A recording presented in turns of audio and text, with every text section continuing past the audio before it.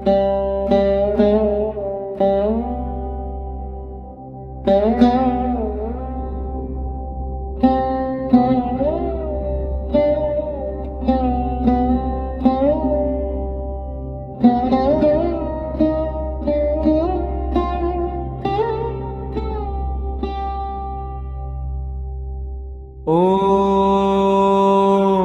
ब्रह्मा विष्णुश्च रुद्रश्च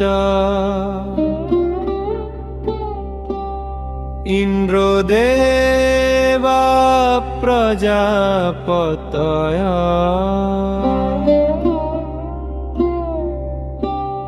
आदित्या वसवो रुद्रा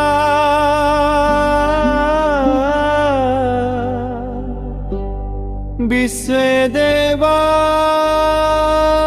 मरुतस्तथा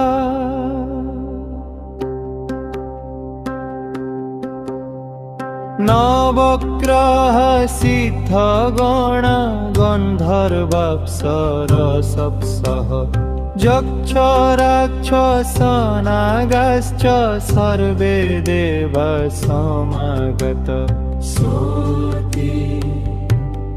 ॐ नमो देवेभ्यो सर्वेभ्यः त्रयस्त्रिंशत्कोटिसंयुता स्थावरा जङ्गमाश्चैव ये देवा भुवनेषु तिष्ठथ ब्रह्माण्डस्य निवासाश्च कालरूपादिर सर्वशक्तिसमयुक्ता सर्वरक्षाकराव देवी दुर्गा महालक्ष्मी सरस्वती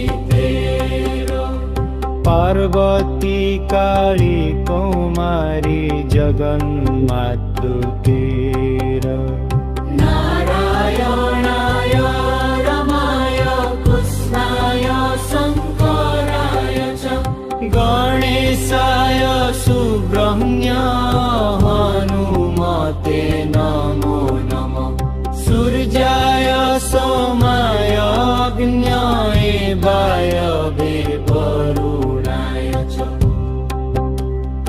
इन्द्राय कुबेराय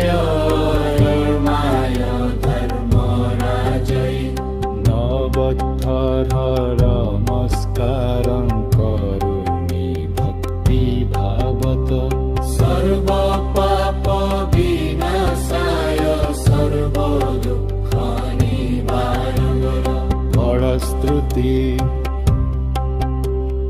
एतत्स्तोत्रं पठति भक्त्या शृणुयाद्वा समाहितः सर्वदेव कृतप्राप्ति सर्वकामफलप्रदम् शान्तिः पुष्टिः समृद्धिश्च आयुरारोग्यमेव च भवेत् तस्य गृहे नित्यं त्रयस्त्रिंशत्कोटिसेवकः ॐ सर्वे देवाः सुखिनो भवन्तु।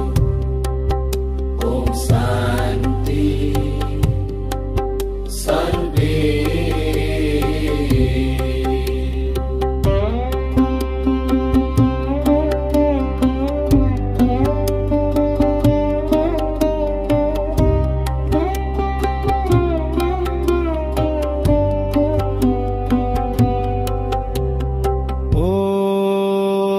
सर्वे देवा सुखिनो भवन्तु।